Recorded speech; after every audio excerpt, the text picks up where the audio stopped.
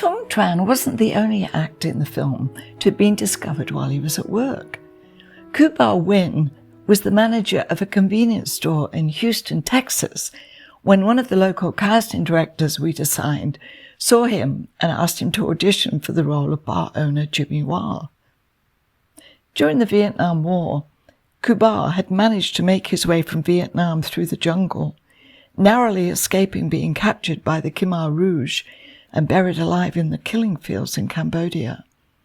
Starving and near death, he was picked up by the Swiss Red Cross and taken to a refugee camp in Thailand. When he'd recovered, he worked as a volunteer to help the Red Cross Committee look for those who'd been killed, kidnapped, raped and robbed, or held by Thai Khmer forces in the jungle along the border between Thailand and Cambodia.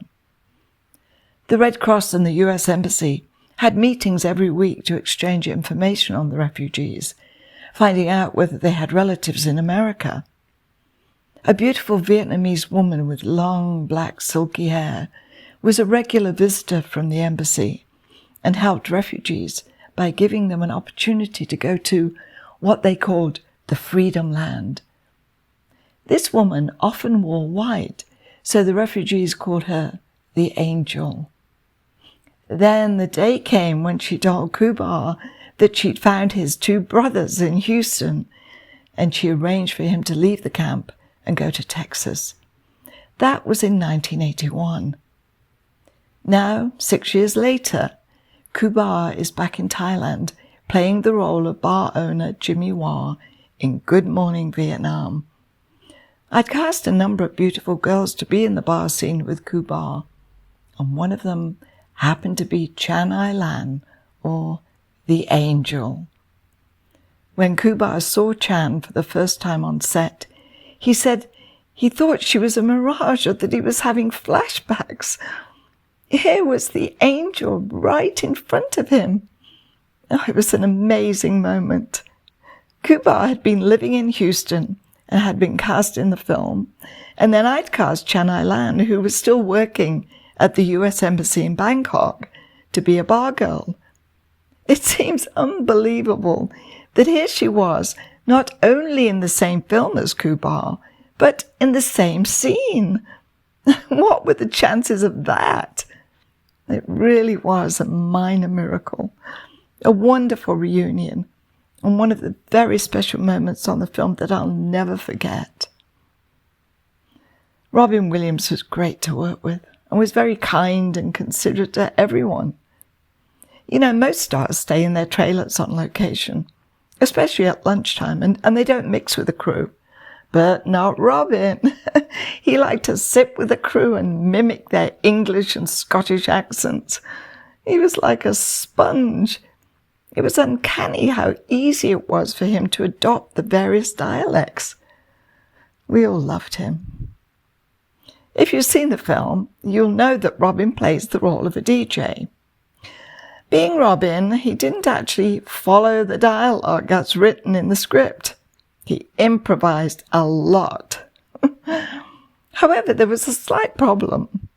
He was telling jokes into the radio mic as the DJ, but no one was laughing, as they would if he was live on stage. He told Barry that it was stunting his ability to be funny. He needed laughter to keep going. So a TV monitor was installed in a soundproof room next to the film set, and I arranged to bus in an audience of Americans from the American Embassy in Bangkok. While they sat and watched Robin making jokes on the TV monitor as he was being filmed, he in turn could hear their laughter through his headphones. This gave Robin the inspiration he needed to keep the jokes flowing. But I think it's true of everyone. No matter what we're doing in our lives that makes us happy, we need positive feedback. We need to be encouraged. It keeps us going. It makes us realize that we're not alone and that we're appreciated for what we do and for who we are. This also applied to the American audience I chose for Robin, because I knew they would relate to his American-style, Vietnam-related humor. The bus I'd arranged to transport them from the embassy in Bangkok to our location, probably an hour's drive away, was not exactly state-of-the-art. Apart from the discomfort of the seats, there was no air conditioning. Not great when it's over 40 degrees centigrade or 100 Fahrenheit outside. When they arrived, they were all disgruntled, which I totally understood, and apologized profusely. Fortunately, the room where they would be watching Robin perform was air-conditioned, which helped, as did the food and drink I offered them. They were also being paid a small amount for their trouble, but I think they were wondering if it was really worth it. Their spirits were lifted, however, as soon as they heard Robin's humour, and immediately provided the laughs that were so essential to Robin's performance as a DJ. When it was over and after they'd signed the necessary paperwork, I was ready to escort the audience back on the bus. But I started getting more complaints. This time, it was because they'd expected to meet Robin. I said, "Oh, no problem," with fingers crossed, hoping that the star would cooperate.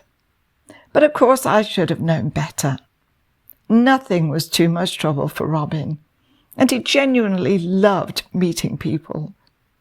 So when I asked him if he wouldn't mind saying hello to the members of the American embassy who'd provided him with the laughs, he said, "Of course." What a difference that made.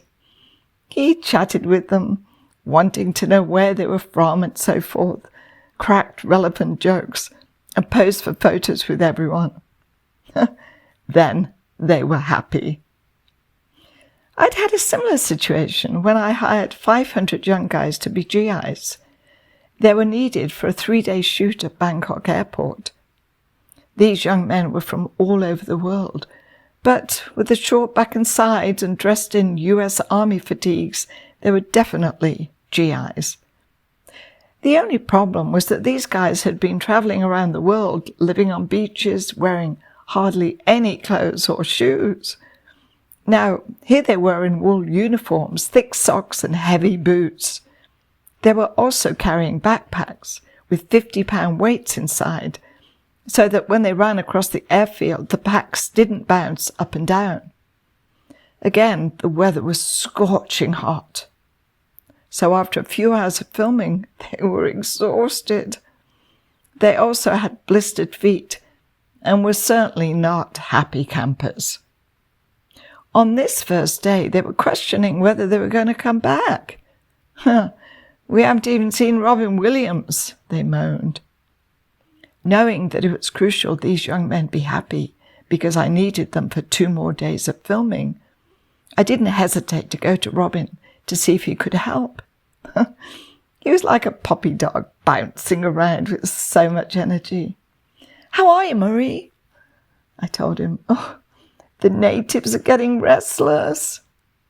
Once again, I asked if he could just go out and speak to them for a bit. "No problem." And off he went to meet these guys, to chat with them and make jokes about their travels, about Bangkok, the heat, the elephants, the tuk-tuks. He spent a good half an hour entertaining these extras, which changed their attitude completely.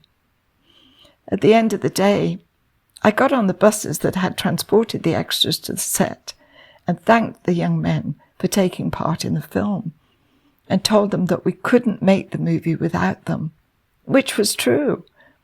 I also made an effort to remember as many names as I could. In fact, the producer was amazed I knew so many.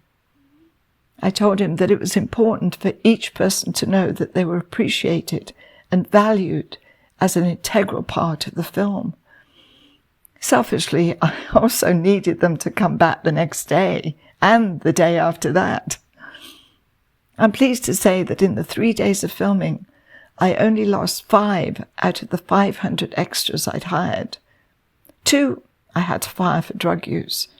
2 didn't turn up, and 1 I fired because he was disruptive. Next time, being assertive on a film set. If you're enjoying my episodes, My social media guru, Horatio, has asked that you please like the recordings, subscribe, and ring the bell to be notified when I post my next episode on Sunday. Many thanks, and your support is greatly appreciated.